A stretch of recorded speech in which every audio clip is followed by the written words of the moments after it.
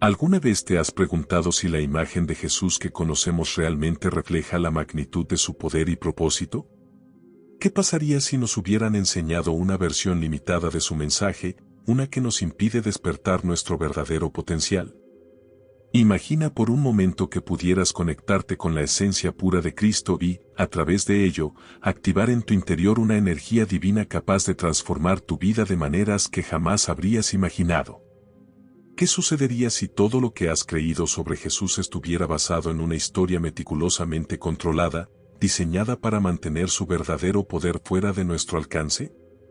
Imagina descubrir un evangelio oculto, enterrado durante siglos, que desafiara la narrativa tradicional y te revelara que ese poder divino ha estado siempre dentro de ti, esperando ser despertado.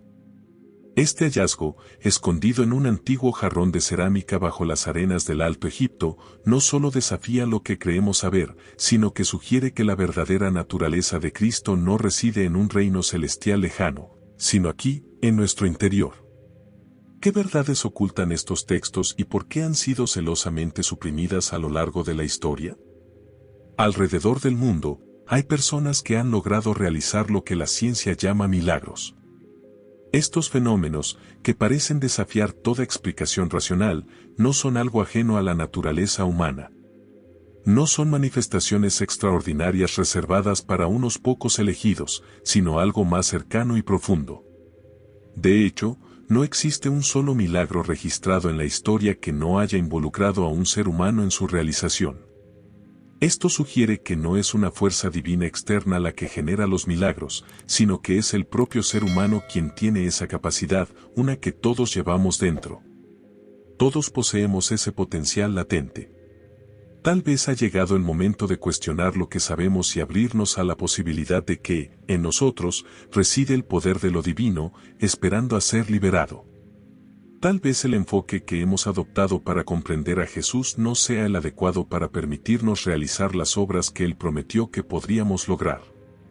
Quizás la grandeza de Jesús radique en algo mucho más profundo, y esa perspectiva equivocada nos impide alcanzar lo que Él garantizó a sus seguidores durante la última cena, cuando afirmó: «Las obras que yo hago, también las harás tú, y aún mayores». Esto es precisamente lo que quiero explicarte en este video. Vamos a explorar los simbolismos y mensajes ocultos que señalan el camino hacia la autorrealización y la divinidad interna. Acompáñame a mirar más allá de lo que hemos dado por hecho y a analizar las enseñanzas de Jesús tal como se presentan en estos textos antiguos.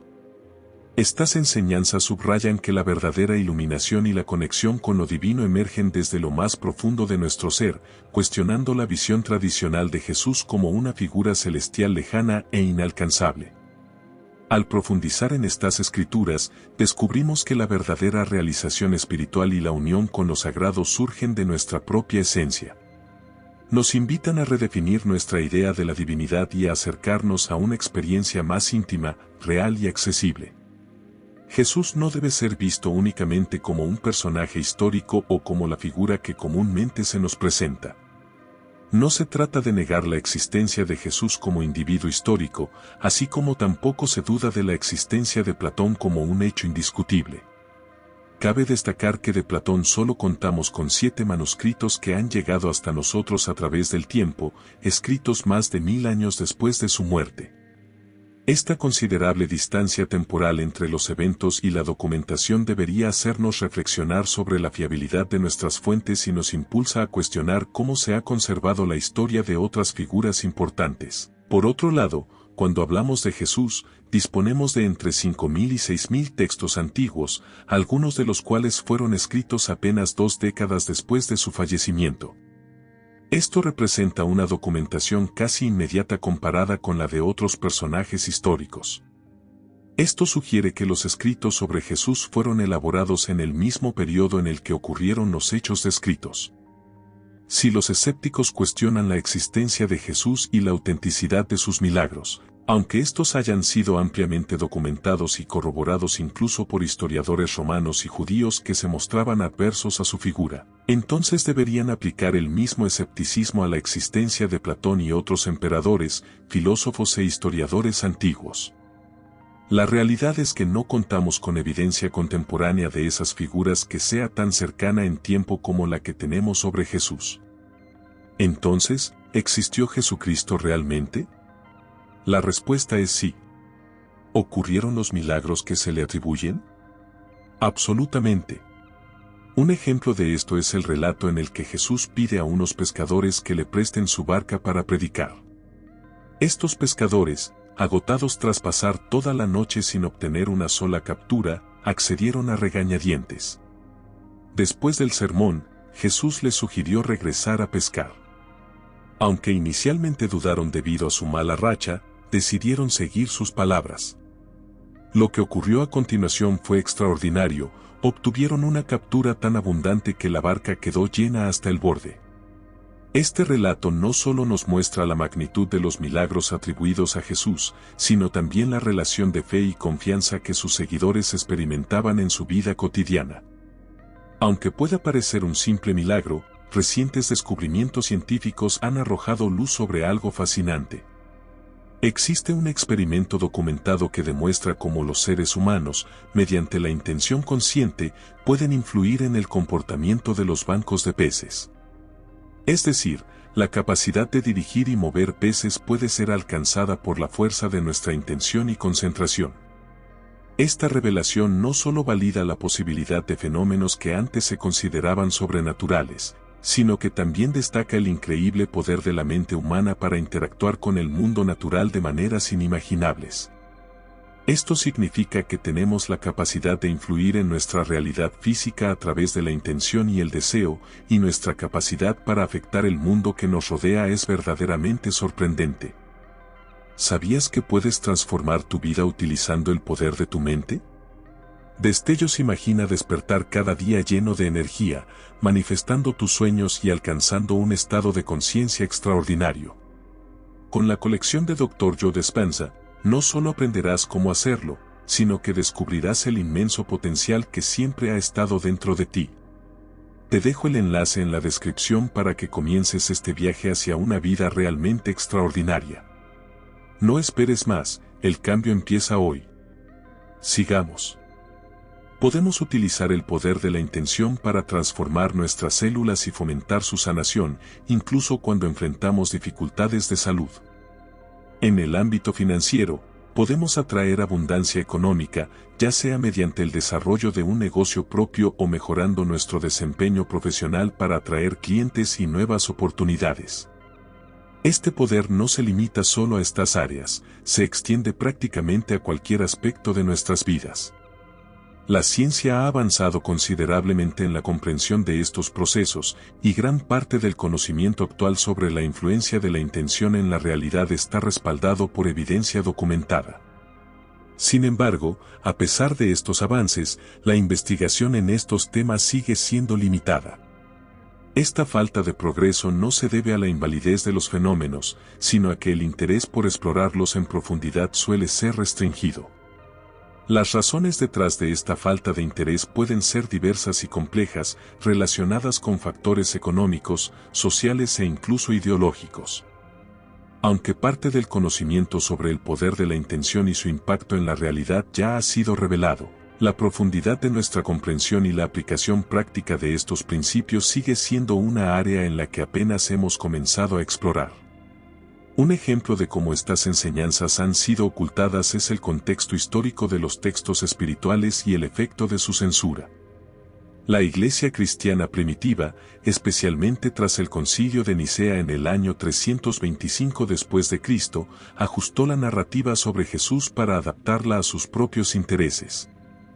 Al declarar a Jesús como el único Hijo de Dios y enfatizar su nacimiento virginal, la Iglesia estableció una doctrina que lo presentaba como un Salvador externo, alejando el mensaje del viaje personal y transformador que enseña el Evangelio de Tomás.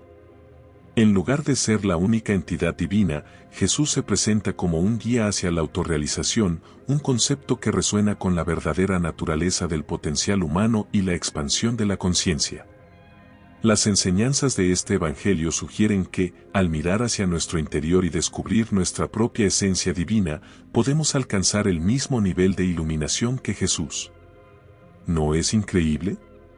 La narrativa tradicional de Jesús como el único Hijo de Dios, nacido de una virgen y enviado para redimir a la humanidad, ha sido la base del cristianismo durante siglos. Sin embargo, el Evangelio encontrado en Nag Hammadi en 1945 ofrece una visión radicalmente diferente. Este Evangelio, junto con otros textos ocultos para protegerlos de la represión de las autoridades religiosas, retrata a Jesús como un maestro iluminado que nos guía hacia la liberación personal y la conciencia divina. La idea principal es que la verdadera esencia de Cristo es un potencial interno para la iluminación que reside en cada uno de nosotros. Cuando digo que Jesucristo no es solo una persona, ¿qué quiero expresar? Esta perspectiva no surge de una invención personal, sino que se basa en conceptos discutidos por autores y pensadores influyentes. Quizás hayas oído hablar de Joseph Murphy, Neville Goddard o Dolores Cannon, entre otros metafísicos reconocidos. Al igual que los autores presentados en la película El Secreto, como John Assaraf, Jack Canfield y Bob Proctor, que exploraron la ley de atracción, estos pensadores también examinaron cómo nuestras intenciones y pensamientos atraen aquello que deseamos. Neville Goddard, en particular, dedicó gran parte de su vida al estudio profundo de la Biblia, sugiriendo que Jesús no debe ser visto como una figura histórica concreta, sino como un estado de conciencia.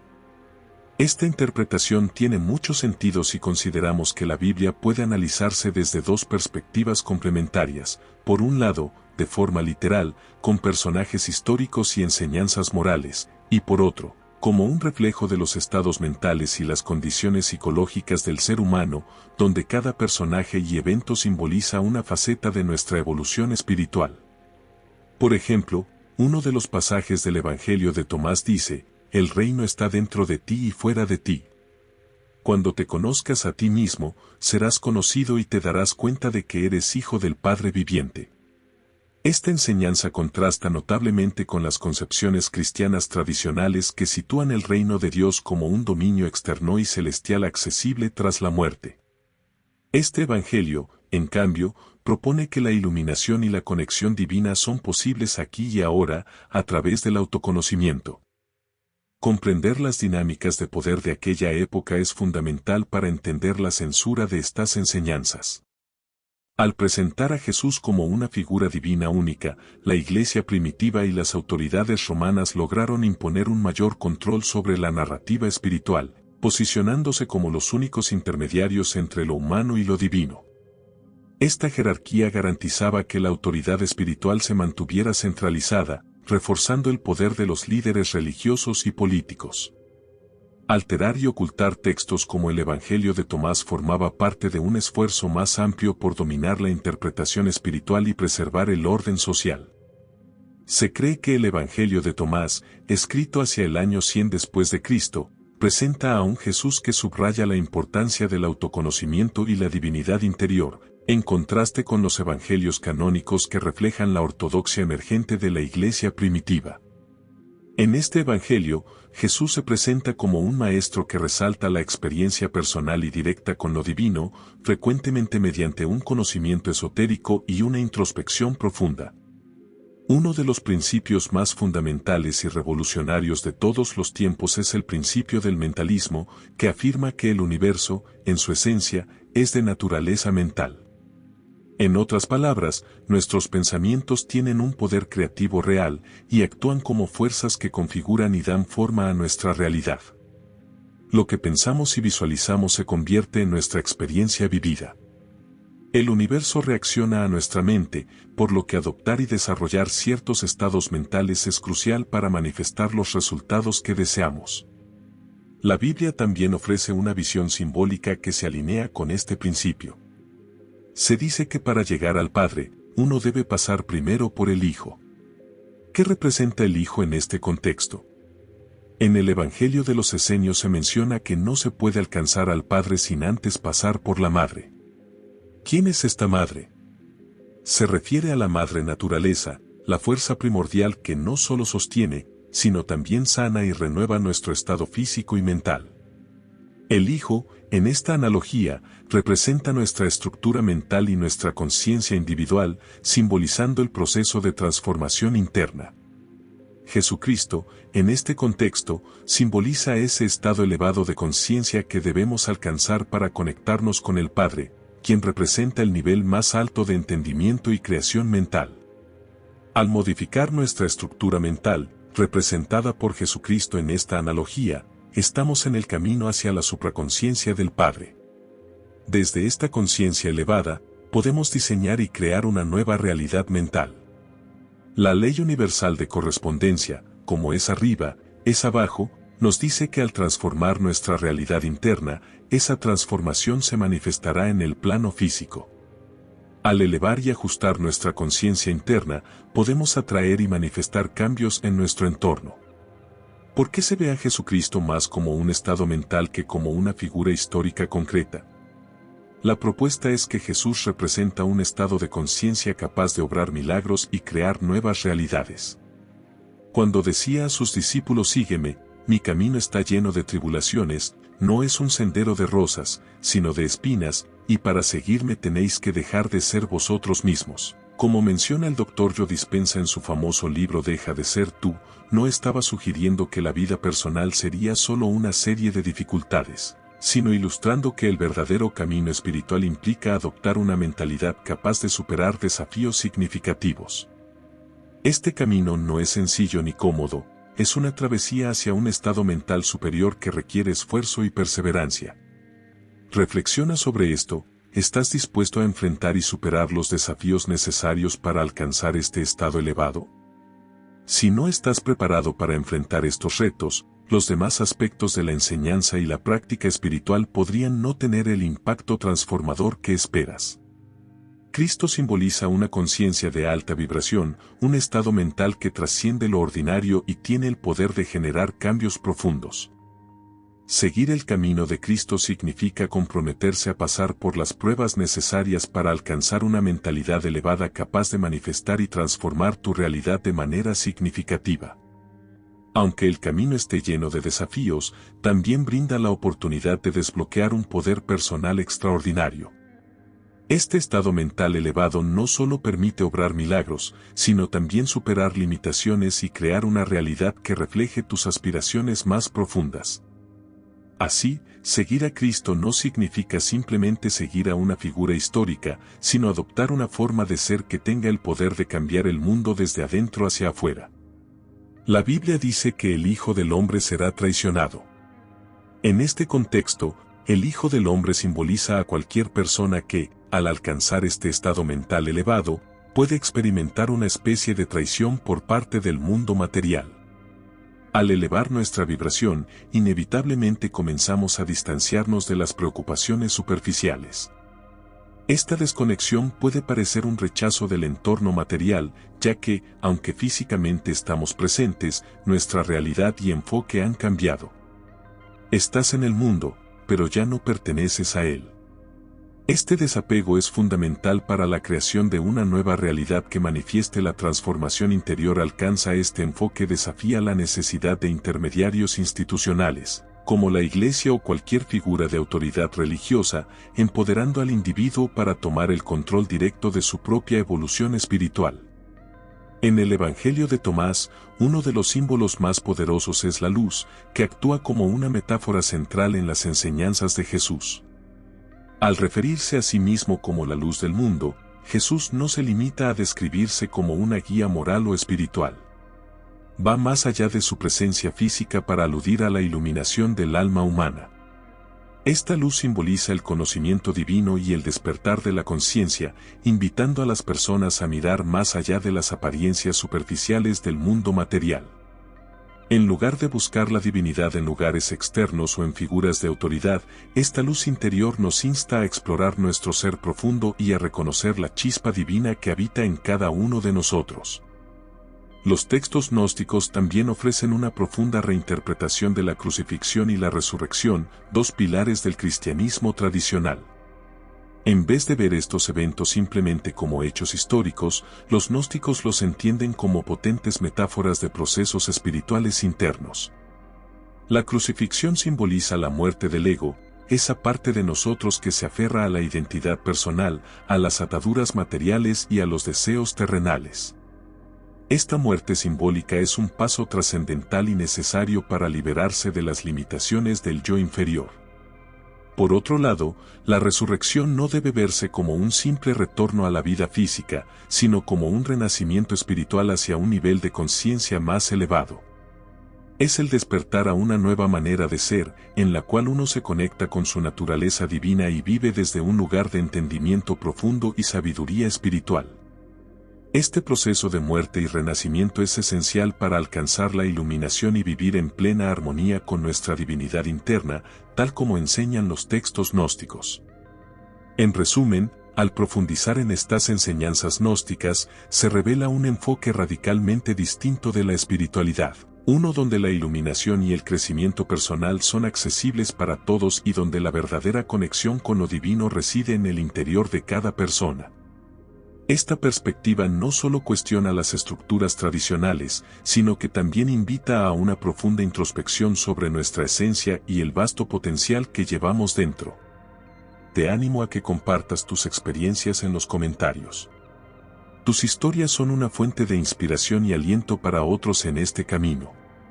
Y si deseas aprender a canalizar los mensajes de tus guías espirituales, visita el enlace en la descripción, donde encontrarás ejercicios de meditación y maneras de desarrollar los dones espirituales que han estado latentes hasta ahora. Este es el momento de superar las dudas que te impiden vivir la vida que mereces. Tienes el poder de crear la realidad que anhelas y estamos aquí para apoyarte en cada paso de ese proceso. Gracias por acompañarme en este viaje de exploración espiritual. Recuerda que el poder de la transformación reside dentro de ti, y cada paso que des hacia tu luz interior marca una gran diferencia. Si este contenido te ha inspirado, no olvides suscribirte, darle like y compartirlo con quienes también buscan crecer y conectar con su esencia divina. Nos vemos en el próximo video. Hasta entonces, sigue brillando y expandiendo tu luz.